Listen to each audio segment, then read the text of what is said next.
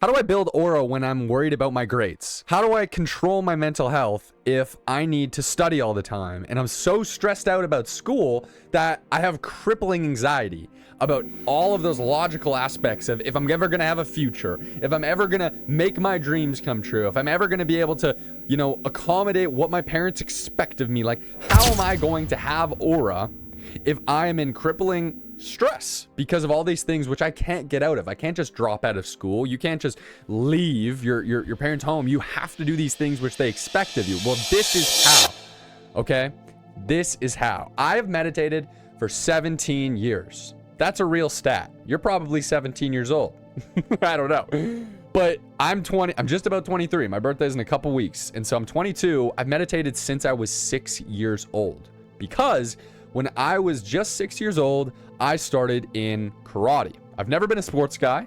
I've never been good at any sports, in fact. I've always been pretty shit at all sports, to be honest. That sport in particular allowed me to just mess around and play with bow staffs and nunchucks and stuff like that. And meditate. Every single class, 2 things were required. 1, you would wash the floor with a rag. And you would get in like how you'd climb upstairs when you were a little kid with like the bear stance, like on all fours. Well, I would do that, but with a rag in my hand, and you'd push it across the floor and you'd go back and forth and back and forth. And we did that discipline every morning in silence. And then we would meditate, and we would meditate for maybe 10 minutes every single start of our karate class and at the end. And so I did that for about 5 years or so. And that taught me as a young kid, like, oh yeah, like we just sit in stillness regularly. You know what I mean? Like we focus on nothingness. We think about consciousness. We sit in our consciousness. Yeah, that's normal, right? Then I got into school. And I remember I think it was early high school, one of my teachers asked the class, who here has meditated before? And guess who raised their hand to that question when my teacher asked us? Me, obviously, and one other girl, one person. And there was like 50 people. I think it was 2 classes together. 2 people, and I was one.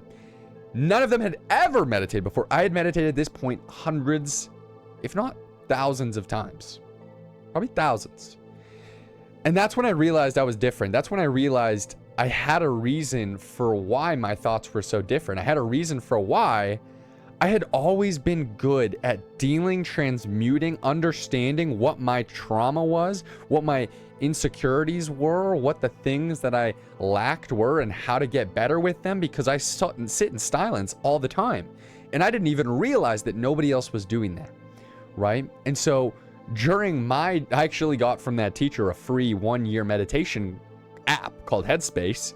And I was like, hell yeah, dude, let's go. Nobody else cared at all because none of them meditated and they didn't even know what it did. And I was stoked, dude. That app is sick. Highly recommend. Not sponsored. And I used it all the time. Ergo, but what the main point is, I would go to all my other classes. And I was a decent student. And I also was really socially capable throughout high school.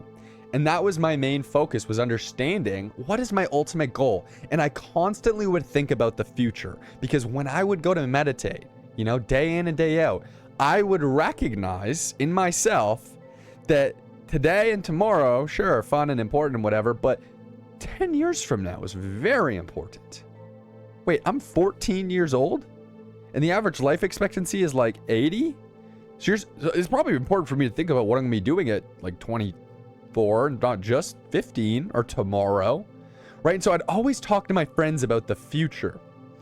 And because I had such a scope of thought about what was occurring day in, day out, and where I was going and how I wanted to be and who I was looking up to because of the relevance it was going to have in my future, I found myself consuming self-development at a very young age.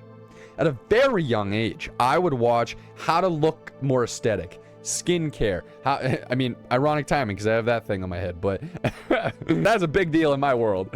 I would watch aesthetic videos like grooming tips and clothing stuff and how to be more confident and how to speak and articulate yourself in presence, aura, essentially, before aura was even a popular word.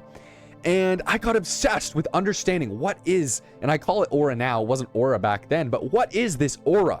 How do I build myself into the best version of myself, you know? How do I create this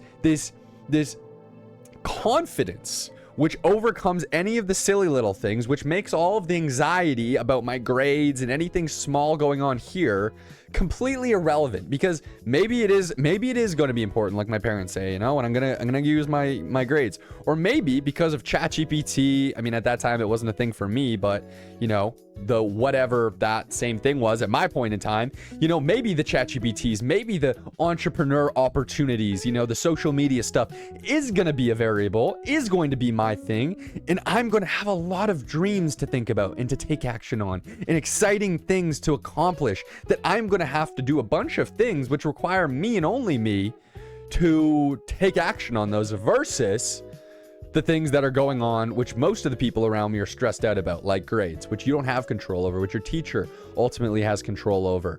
You know, sure, I had some people I knew who would go in and complain over the 98 instead of 100, and they'd get that fixed, you know, and that's great for them.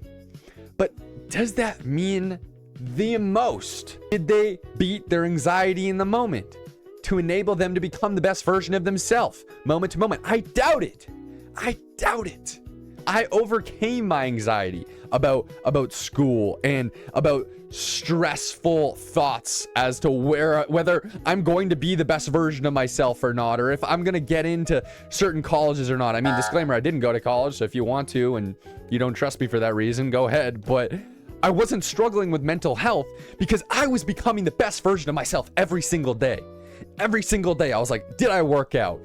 Did I watch some self-help videos? Did I eat clean? Did I shove a massive handful of crunched up spinach into my hand that I would do, clump it into my hand, and eat it like that so that I can eat ketchup on my panini wrap? Did I do that? Yes. You know what I mean? And every single day, I was obsessed since a very young age with self-development and becoming the best version of myself because I meditated. Right? And so I transmuted the trauma of being nervous about the day-to-day things that people expected of me by being better at being myself, at being authentic at the highest capacity, at building my aura, at understanding what people wanted out of me, doing that for sure, and letting them get whatever they needed. Yeah, 100%. But while the people are struggling and they're focusing all their energy on this one thing where they only have a little bit of power over, I was building worlds, just complete universes of other things that I was going to develop within my own right, in my own world, my own knowledge lanes, and all of these different skill sets and exciting experiences that I could have in the future. I was going to accumulate all of these cool resources that I was passionate about. I was going to do all of this stuff extracurricularly, and then I'll do whatever's required of me over here. But I am going to be something that I wanted in my heart. I was going to be me to the highest extent.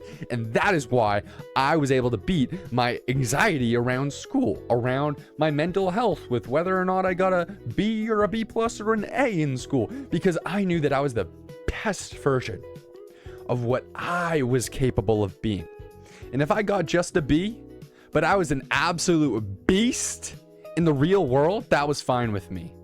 If I had, and I'm not saying you should cheat. However, I am saying that technically speaking, cheating does activate different circuits of your brain, which are extremely, you know, they're difficult. It's difficult to cheat on some stuff too. Not saying you should cheat, but disclaimer, I cheated on a lot of stuff, and I do think that it helped my brain grow in a lot of different ways. It's like high stress, extreme strategy, blah, blah, blah. I got to build all the other aspects of my life as well. Not just disclaimer, I'm not saying you should cheat, but I did cheat, and I think that it makes sense to allocate your energy to the things, to structure your life in a way from an early age, as early as you can understand that you're in control of your own self-development, to become the best version of yourself, to unlock your path, and to double down, triple down on the things which you're really good at.